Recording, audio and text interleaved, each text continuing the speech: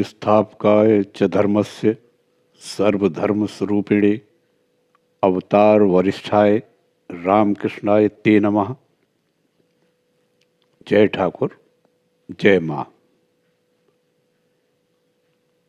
अहंकार, स्वाधीन इच्छा अथवा ईश्वर इच्छा, साधु संग।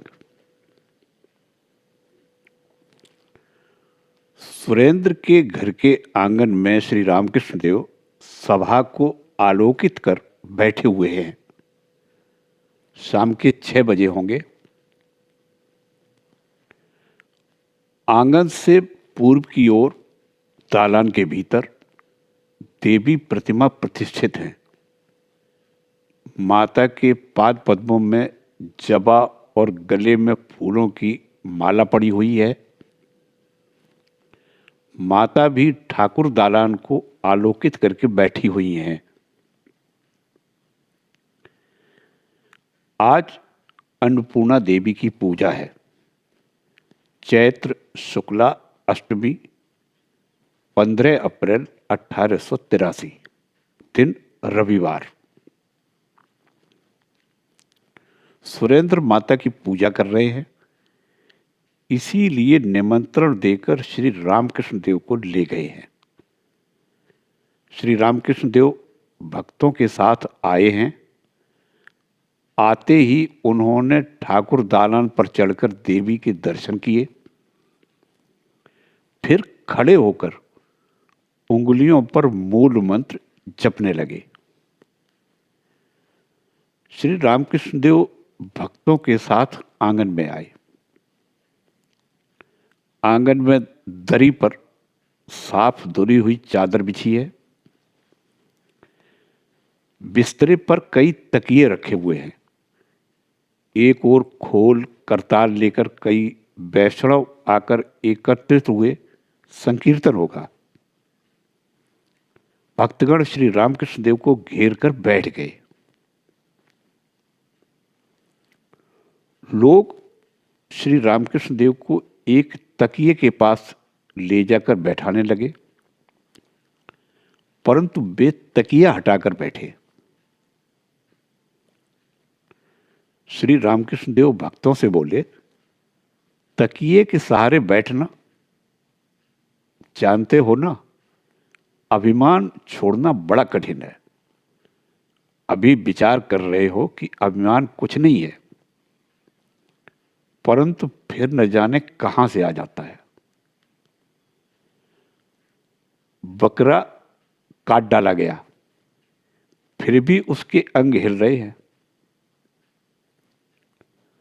स्वप्न में डर गए हो, आंखें खुल गई, बिल्कुल सचेत हो गए, फिर भी छाती धड़क रही है।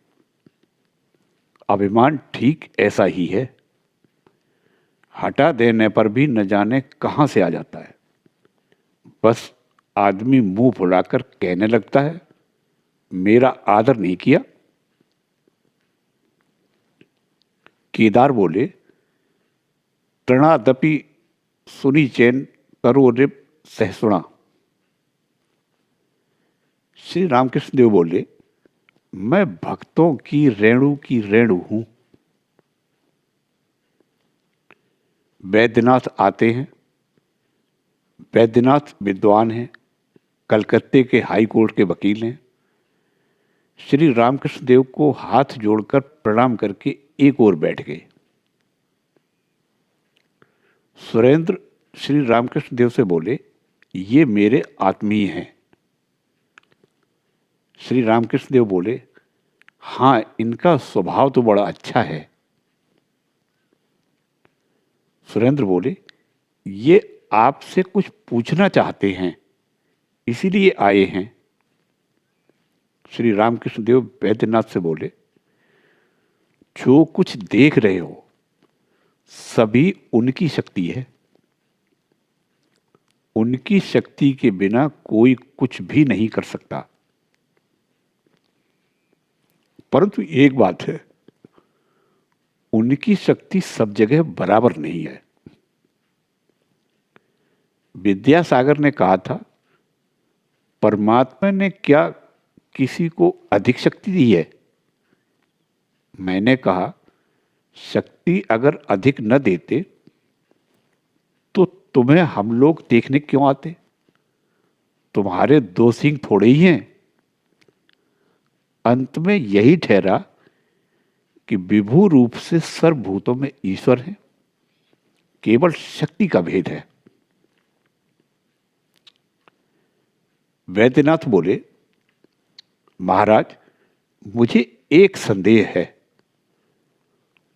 यह जो फ्री विल अर्थात स्वाधीन इच्छा की बात होती है, कहते हैं कि हम इच्छा करें तो काम अच्छा भी कर सकते हैं और बुरा भी।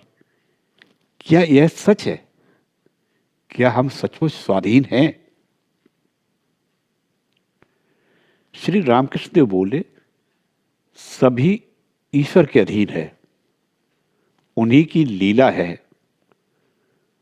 उन्होंने अनेक वस्तुओं की सृष्टि की है, छोटी बड़ी, भली बुरी, मजबूत कमजोर, अच्छे आदमी बुरे आदमी, यह सब उन्हीं की माया है, उन्हीं का खेल है। देखो ना, बगीचे के सब पेड़ बराबर नहीं होते। जब तक ईश्वर नहीं मिलते तब तक जान पड़ता है कि हम स्वाधीन हैं। यह भ्रम वही रख देते हैं, नहीं तो पाप की वृद्धि होती। पाप से कोई नहीं डरता, न पाप का फल मिलता। जिन्होंने ईश्वर को पा लिया है, उनका भाव जानते हो क्या है? मैं यंत्र हूं, तुम यंत्री हो। मैं गृह हूं, तुम गृहस्थ। मैं रथ हूं, तुम रथी। जैसा चलाते हो वैसा ही चलता हूं, जैसा कहाते हो वैसा ही कहता हूं। तर्क करना अच्छा नहीं। वैद्यनाथ से बोले, आप क्या कहते हैं? वैद्यनाथ बोले, जी हां, तर्क करने का स्वभाव ज्ञान होने पर नष्ट हो जाता है। श्री रामकृष्ण देव बोले, थैंक यू। लोग हंसने लगे। तुम पाओगे, ईश्वर की बात कोई कहता है तो लोगों को विश्वास नहीं होता। यदि कोई महापुरुष कहे कि मैंने ईश्वर को देखा है, तो कोई उस महापुरुष की बात ग्रहण नहीं करता। लोग सोचते हैं, इसने अगर ईश्वर को देखा है तो हमें भी दिखावे तो जाने। परंतु नाड़ी देखना कोई एक दिन में थोड़े ही सीख लेता है। वैद्य के पीछे महीनों घूमना पड़ता है, तभी वह कह सकता है कि कौन कफ की नाड़ी है, कौन पित्त की और कौन वात की है। नाड़ी देखना जिसका पेशा है, उनका संग करना चाहिए। क्या सभी पहचान सकते हैं कि अमुक नंबर का सूत है? सूत का व्यवसाय करो। जो लोग व्यवसाय करते हैं, उनकी दुकान में कुछ दिन रहो तो कौन 40 नंबर का सूत है, कौन 41 नंबर का, तुरंत कह सकोगे। भक्तों के साथ कीर्तनानंद समाधि में। अब संकीर्तन होगा। गोष्ठ खोल बजा रहा है, अभी गाना शुरू नहीं हुआ। खोल का मधुर वाद्य गौरांग मंडल और उनके नाम संकीर्तन की याद दिलाकर मन को उद्दीप्त कर रहा है। श्री रामकृष्ण देव भाव में मगन हो रहे हैं। रह रहकर खोल पर दृष्टि डालकर कह रहे हैं, आहा, मुझे रोमांच हो रहा है। गवैये ने पूछा, कैसा पद गावें? श्री रामकृष्ण देव ने विनीत भाव से कहा, जरा गौरांग की कीर्तन गाओ। कीर्तन आरंभ हो गया। पहले गौर चंद्रिका होगी, फिर दूसरे गाने। कीर्तन में गौरांग के रूप का वर्णन हो रहा है। कीर्तन गवैये अंतरों में चुन चुनकर अच्छे पद जोड़ते हुए गा रहे हैं। सखी, मैंने पूर्ण चंद्र देखा है, न ह्रास है न मृगाक, हृदय को आलोकित करता है। गवैये ने फिर गाया, कोटि चंद्र के अमृत से उसका मुख धुला हुआ है। श्री रामकृष्ण देव सुनते ही सुनते समाधिस्थ हो गए। गाना होता ही रहा। कुछ देर पश्चात श्री रामकृष्ण देव की समाधि छूटी। वे भाव में मगन होकर एकाएक उठकर खड़े हो गए तथा प्रेमोन्मत्त गोपिकाओं की तरह श्री कृष्ण के रूप का वर्णन करते हुए कीर्तन गवैयों के साथ साथ गाने लगे। सखी, रूप का दोष है या मन का, दूसरों को देखती हुई तीनों लोक में श्याम ही श्याम देखती हूं। श्री रामकृष्ण देव नाचते हुए गा रहे हैं। भक्तगण निर्वाक होकर देख रहे हैं। गवैये फिर गा रहे हैं। गोपिका की उक्ति, बंसी री तू अब न बच, क्या तुझे नींद भी नहीं आती। इसमें पद जोड़कर गा रहे हैं और नींद आए भी कैसे। सेज तो कर पल्लव है ना। श्री मुख के अमृत का पान करती है, तिस पर उंगलियां सेवा करती हैं। श्री रामकृष्ण देव ने आसन ग्रहण किया। कीर्तन होता रहा। श्रीमती राधा की उक्ति गाई जाने लगी। वे कहती हैं, दृष्टि, श्रवण और घ्राण की शक्ति तो चली गई। इंद्रियों ने उत्तर दे दिया, तो मैं ही अकेले क्यों रह गई। अंत में श्री राधा कृष्ण दोनों के एक दूसरे से मिलने का कीर्तन होने लगा। राधिका जी श्री कृष्ण को पहनाने के लिए माला गूंथ ही रही थी कि अचानक श्री कृष्ण जी उनके सामने खड़े हो गए। युगल मिलन के संगीत का आशय यह है, कुंज वन में श्याम विनोदिनी राधिका कृष्ण के भावावेश में विभोर हो रही हैं। दोनों में से न तो किसी के रूप की उपमा हो सकती है और न किसी के प्रेम की ही सीमा है। आधे में सुनहली किरणों की छटा है और आधे में नीलकांत मणि की ज्योति। गले के आधे हिस्से में वन के फूलों की माला है और आधे में गजमुक्ता। कानों के अर्ध भाग में मकर कुंडल है और अर्ध भाग में रत्नों की छवि।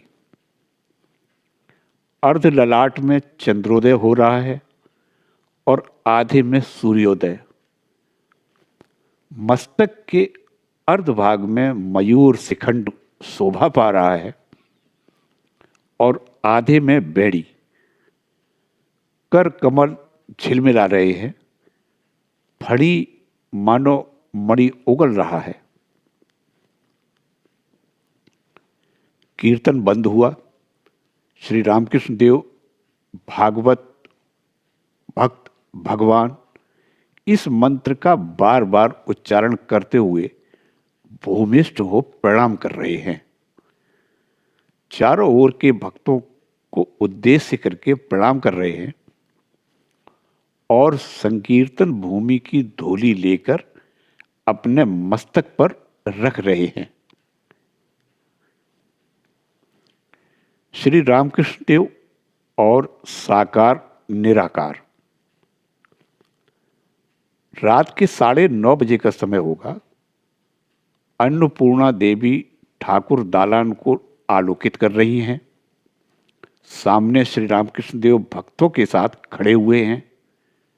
सुरेंद्र, राखाल, केदार, मास्टर, राम, मनोमोहन तथा और भी अनेक भक्त हैं। उन लोगों ने श्री रामकृष्ण देव के साथ ही प्रसाद पाया है। सुरेंद्र ने सबको तृप्तिपूर्वक भोजन कराया है। अब श्री रामकृष्ण देव दक्षिणेश्वर लौटने वाले हैं। भक्तजन भी अपने अपने घर जाएंगे। सब लोग ठाकुर दालान में आकर इकट्ठे हुए हैं। सुरेंद्र श्री रामकृष्ण देव से बोले, परंतु आज मातृ वंदना का एक भी गाना नहीं हुआ। श्री रामकृष्ण देव देवी प्रतिमा की ओर उंगली उठाकर, आहा, दालान की कैसी शोभा हुई है। मां मानो अपनी दिव्य छटा छिटका कर बैठी हुई है। इस रूप के दर्शन करने पर कितना आनंद होता है। भोग की इच्छा, शोक, ये सब भाग जाते हैं। परंतु क्या निराकार के दर्शन नहीं होते? नहीं, होते हैं। हां, जरा भी विषय बुद्धि के रहते नहीं होते। ऋषियों ने सर्वस्व तक का त्याग करके अखंड सच्चिदानंद में मन लगाया था। आजकल ब्रह्मज्ञानी उन्हें अचल घन कहकर गाते हैं। मुझे अलौना लगता है। जो लोग गाते हैं वे मानो कोई मधुर रस नहीं पाते। सिरे पर ही भूले रहे तो मिश्री की खोज करने की इच्छा नहीं हो सकती। तुम लोग देखते हो बाहर कैसे सुंदर दर्शन हो रहे हैं और आनंद भी कितना मिलता है। जो लोग निराकार निराकार करके कुछ नहीं पाते, उनके न है बाहर और न है भीतर। श्री रामकृष्ण देव माता का नाम लेकर इस भाव का गीत गा रहे हैं। मां आनंदमयी होकर मुझे निरानंद न करना। मेरा मन तुम्हारे उन दोनों चरणों के सिवा और कुछ नहीं जानता। मैं नहीं जानता धर्मराज मुझे किस दोष से दोषी बतला रहे हैं। मेरे मन में यह वासना थी कि तुम्हारा नाम लेता हुआ मैं भवसागर से निकल जाऊंगा। मुझे स्वप्न में भी नहीं मालूम था कि यम मुझे असीम सागर में डुबो देगा। दिन रात मैं दुर्गा नाम जप रहा हूं, किंतु फिर भी मेरी दुख राशि दूर नहीं हुई। परंतु हे हर सुंदरी, यदि इस बार भी मैं मरा तो यह निश्चय है कि संसार में फिर तुम्हारा नाम कोई नहीं लेगा। श्री रामकृष्ण देव फिर गाने लगे।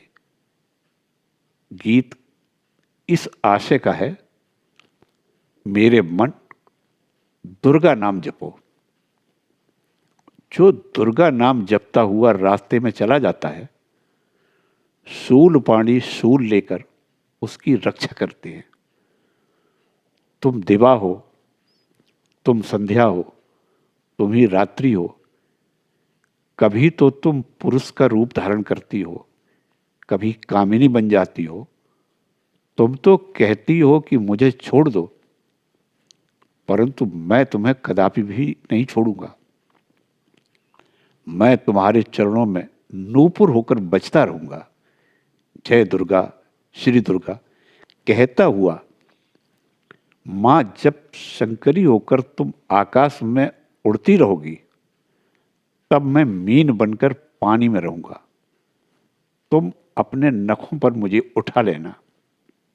हे ब्रह्ममयी, नखों के आघात से यदि मेरे प्राण निकल जाएं, तो कृपा करके अपने अरुण चरणों का स्पर्श मुझे करा देना। श्री रामकृष्ण देव ने देवी को फिर प्रणाम किया अब सीढ़ियों से उतरते समय पुकार कर कह रहे हैं, ओ राजू है, ओ राखाल जूते सब हैं। श्री रामकृष्ण देव गाड़ी पर चढ़े। सुरेंद्र ने प्रणाम किया, दूसरे भक्तों ने भी प्रणाम किया। चांदनी अभी भी रास्ते पर पड़ रही है। श्री रामकृष्ण देव की गाड़ी दक्षिणेश्वर की ओर चल दी। जय ठाकुर, जय मां।